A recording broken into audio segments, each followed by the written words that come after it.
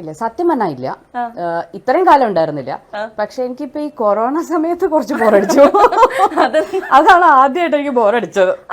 ഇതുവരെ എനിക്ക് അങ്ങനെ ബോറടിച്ചിട്ടില്ല. കാരണം ഞാൻ മിക്കവാറും ഞാൻ മൈസൂർ പോകും, അങ്ങനെ പഠിക്കാനുണ്ടാവും, എനിക്ക് ക്ലാസ് ഉണ്ടാവും. പക്ഷെ എനിക്ക് ഫസ്റ്റ് ഇയർ കൊറോണ നല്ല രസമായിരുന്നു. ബിജുവേട്ടനും ഒക്കെ കുറെ കാലത്തിന് ശേഷം ഞങ്ങൾ എല്ലാവരും ഒരുമിച്ച് വീട്ടിലുണ്ടാവും. ദക്ഷും ഉണ്ട്, എല്ലാവരും ഉണ്ട്. അപ്പൊ അത് നല്ല രസമായിരുന്നു. ഓരോ രണ്ടാമത്തെ കൊല്ലം ഒരു ജാനുവരിയില് ഇക്കൊല്ലം ജാനുവരി വരെ ഉണ്ടായിരുന്നില്ലേ ശരിക്കും. ജാനുവരി ഇങ്ങനെ തുടങ്ങുമ്പോ ഒരു 3rd വേവോ 4th വേവോ അപ്പൊ എനിക്ക് ശരിക്കും ബോറടിച്ചു, നല്ല ബോറടിച്ചു. ആ സമയത്ത് യോഗ ഒക്കെ ചെയ്യുന്നില്ലേ? യോഗ ചെയ്യുന്നുണ്ട്. പക്ഷെ രാവിലെ എണീക്കുക, യോഗ ചെയ്യുക, ഭക്ഷണം കഴിക്കുക, പിന്നെ രാവിലെ എണീക്കുക, യോഗ ചെയ്യുക, ഭക്ഷണം കഴിക്കുക, അത് മാത്രം. പുറത്തേക്കേ ഇറങ്ങണില്ലല്ലോ അത്. അപ്പൊ എനിക്ക് വല്ലാണ്ട് ബോറടിച്ചു. എല്ലാവരും ഈ ഓൺലൈൻ ക്ലാസ്സുകളുണ്ട്. ഫസ്റ്റ് ഇയർ നല്ല രസമായിരുന്നു. പക്ഷെ സെക്കൻഡ് ഇയർ ഹാഫ് കഴിഞ്ഞപ്പം ഏകദേശം നമുക്കൊക്കെ ഉറപ്പായി, ഇനി നമുക്കെല്ലാം കഴിഞ്ഞു, ഇനി നമുക്ക് പുറത്തേക്ക് ഇറങ്ങാം എന്നൊക്കെയുള്ള ഒരു അവസ്ഥയായി കഴിഞ്ഞിട്ട് പിന്നെ രണ്ടാമതും വീട്ടിൽ കയറേണ്ടി വന്നല്ലോ. അപ്പോഴാണ് വല്ലാതെ ബുദ്ധിമുട്ടിയതല്ലേ. ഭയങ്കര ബോറടിയായിരുന്നു. ആക്ച്വലി എപ്പോഴാ ഈ യോഗ അങ്ങനെ ഒരു സ്പിരിച്വൽ പാത്തിലേക്ക് ചേച്ചി എപ്പോഴാ തിരിഞ്ഞേ?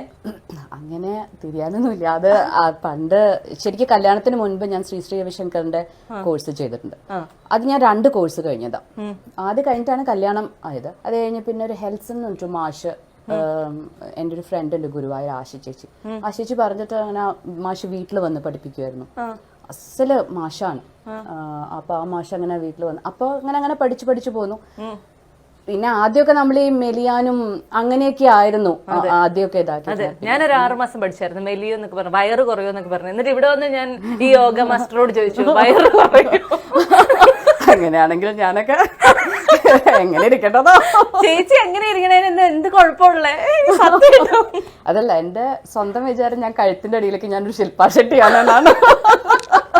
സാധാരണ ആ സമയത്ത് ഞാൻ യോഗ പഠിച്ചോണ്ടിരുന്ന സമയത്ത്, ഇപ്പൊ ഇല്ലാട്ടോ സത്യമായിട്ടില്ല, ആ സമയത്ത് ഞാൻ എന്തെങ്കിലും ഒരു സാധനം നമുക്ക് ചെയ്യാൻ പറ്റില്ല എന്നുള്ള സാധനം കണ്ടു കഴിഞ്ഞാൽ ഒന്നുമില്ല, വെറുതെ ഇങ്ങനെ ഇരിക്കുന്നവർ പോകത്തില്ലേ, അത് തന്നെ ചെയ്ത് കഴിഞ്ഞാൽ പിന്നെ കൂടെ ഇരിക്കണ എല്ലാവരും ഇത് പഠിപ്പിച്ചു കൊടുക്കാൻ എനിക്ക് ഭയങ്കര ഇൻട്രസ്റ്റ്. അപ്പൊ എത്ര വയ്യെങ്കിലും എല്ലാരെയും പിടിച്ച് അങ്ങനെയൊക്കെ ഇരുത്താൻ ഞാൻ ശ്രമിക്കാറുണ്ട്. ചേച്ചി അങ്ങനെ വിജയേട്ടനെയോ ദക്ഷിണയോ അമ്മയോ ആരെങ്കിലും ഇതിനു വേണ്ടിയിട്ട് പ്രേരിപ്പിച്ചിട്ടുണ്ടോ? എന്റെ അമ്മ എന്നും ചെയ്യും, യോഗ ചെയ്യും. എന്നും പ്രാണായാമം നിർബന്ധമായിട്ട് ചെയ്യും, മെഡിറ്റേഷനും ചെയ്യും.